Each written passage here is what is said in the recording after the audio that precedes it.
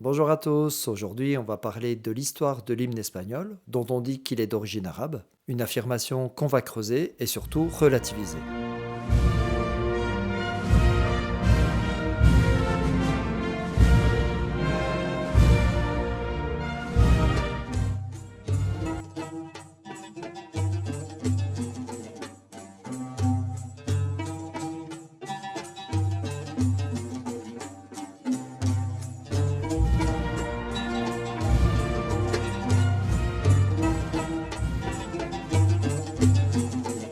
Vous avez entendu?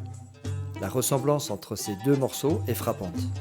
Depuis que le musicologue Ahmad Al-Daïlan, lors d'une conférence à Salamanque dans les années 50, a relevé cette similitude, on lit et on entend souvent que l'hymne national espagnol est d'origine arabo-andalouse. Mais qu'en sait-on exactement? Avant d'explorer les différentes hypothèses, intéressons-nous aux faits.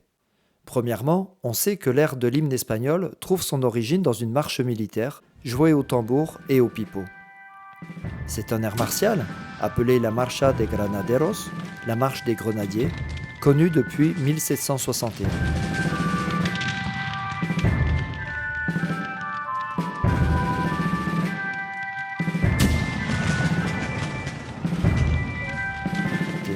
Et cette marche sera, en 1770, choisie par le roi Bourbon Charles III comme musique cérémonielle. Dès lors, on l'appellera la Marcha de Honor. Et parce qu'elle était jouée quand apparaissaient les membres de la famille royale, les Espagnols vont la renommer la Marcha Real, la marche royale. C'est un des plus vieux, sinon le plus vieil hymne national au monde encore utilisé. Mais qui l'a composé? C'est la première chose étonnante. Cet hymne non seulement n'a pas de paroles, mais en plus il n'a pas d'auteur connu. Pour lui trouver une origine ancienne, certains ont voulu voir un lien entre l'hymne espagnol et une phrase musicale de la Cantiga 42 de Alfonso X du XIIIe siècle.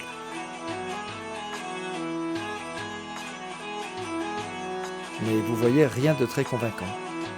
Si la piste du XIIIe siècle piétine, un lien bien plus tangible apparaît 3 siècles plus tard.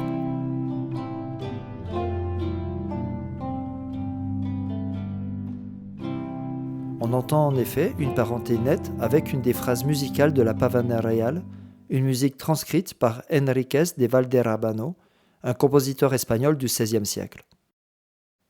La Pavana Real, malgré son nom, n'a rien à voir avec le pan. Pavana, c'est une déformation du mot paduana, qui signifie de Padoue, en Italie. Parce qu'à l'origine, la paduana, c'est une danse de cour italienne, importée en Espagne, où elle était devenue très populaire. Et ce qui est important ici, c'est qu'on possède une notation de l'époque qui atteste de son existence et qui permet de la dater. Pourtant, malgré les preuves écrites, l'absence d'un auteur nommé a laissé un vide que l'imaginaire nationaliste du XIXe siècle s'est empressé de combler. En 1864, une nouvelle théorie surgit sous la plume du colonel Antonio Vallecillo. Dans un article du magazine El Espíritu Público, il affirme que cet hymne était un don de l'empereur Frédéric II de Prusse au roi Charles III par l'intermédiaire d'un général présent à la cour pour apprendre les tactiques prussiennes.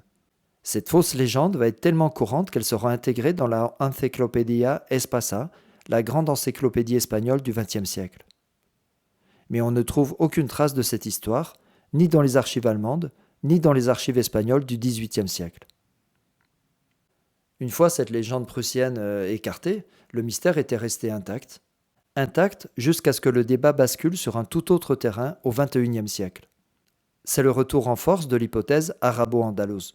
Un professeur de droit et musicien andalou affirme dans une émission de télévision que He leído incluso un artículo tuyo en el que aseguras que el himno de España es andalusí. Sí, ¿Y sí, eso? sí, sí. Y en una de sus nubas aparece una pieza que es idéntica en centones al himno de España. son affirmation, très peu sourcée, a entraîné pas mal de crispations chez les nationalistes espagnols. Mais qu'est-ce qu'on en sait vraiment? Pour revenir à la science, il fallait une analyse rigoureuse. Et c'est là qu'intervient le travail de Youssef Boussalam. Dans sa thèse de 2022 consacrée à la musique andalouse marocaine Al-Ala, cet ethnomusicologue nous livre une recherche complète et passionnante, dans laquelle il consacre un chapitre au sujet de l'hymne espagnol. Il reprend la thèse d'abord soulevée par Ahmad Al-Daïlan, puis par Antonio Manuel, d'une origine andalouse, un morceau tiré de la touchia du Darj, de la Nouba à l'Istihlal. Pour faire simple, la touchia, c'est une introduction, une ouverture qui suit un cycle rythmique, ici le Darj, d'une suite musicale qu'on appelle la Nouba, ici la Nouba appelée Istihlal. Youssef Bousselam fait une analyse poussée en comparant les deux morceaux. En adaptant et en synchronisant les pistes, il met en lumière de grandes ressemblances, mais aussi des différences. Il nous dit que certains musicologues maghrébins attribuent la composition de la touchia du Darj au philosophe, médecin, astronome, musicien et poète andalou Ibn Baja. Ce Ibn Baja était connu en Europe médiévale sous le nom d'Avampas. Cette affirmation ne repose cependant que sur très peu d'indices concrets. Tout ce que l'on en sait, c'est que selon les informations rapportées par Al-Tifashi, Ibn Baja aurait fusionné dans la Nouba al-Istihlal le chant des chrétiens et la musique du Mashrek, et qui aurait créé un style qui n'existait qu'en Al-Andalus. Et c'est ça qui est important ici, un style qui n'existait qu'en Al-Andalus. Parce que d'un côté, nous avons une tradition orale mouvante, et de l'autre, une preuve physique et datée. Car si rien n'empêche de penser que la Pavana réale puisse elle-même puiser dans un fond andalou plus ancien, la rigueur historique nous oblige à la prudence. Ainsi, rien ne permet de prouver que ce morceau existait en tant que tel au XIIe siècle, ni que Ibn Baja en soit l'auteur.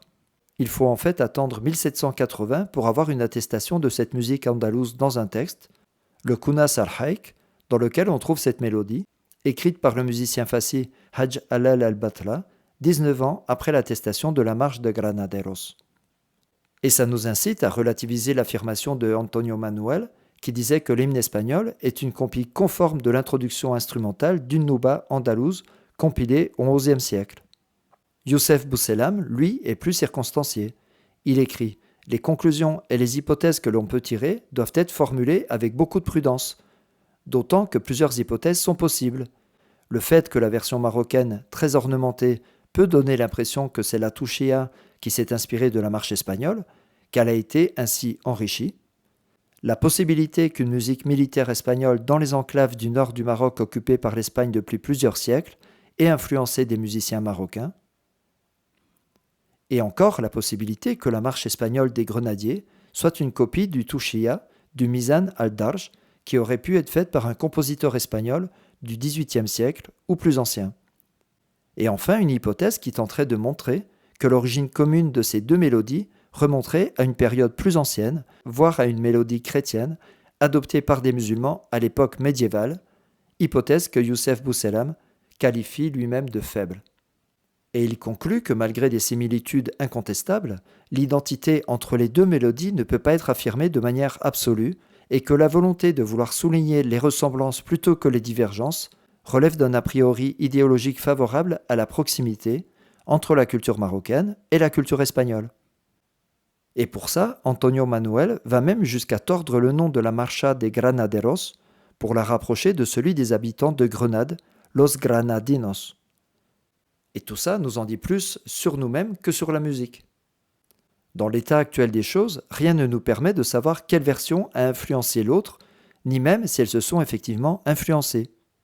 Toutes ces affirmations participent à ce que Youssef Bousselam appelle la construction euro-marocaine de l'imaginaire andalou.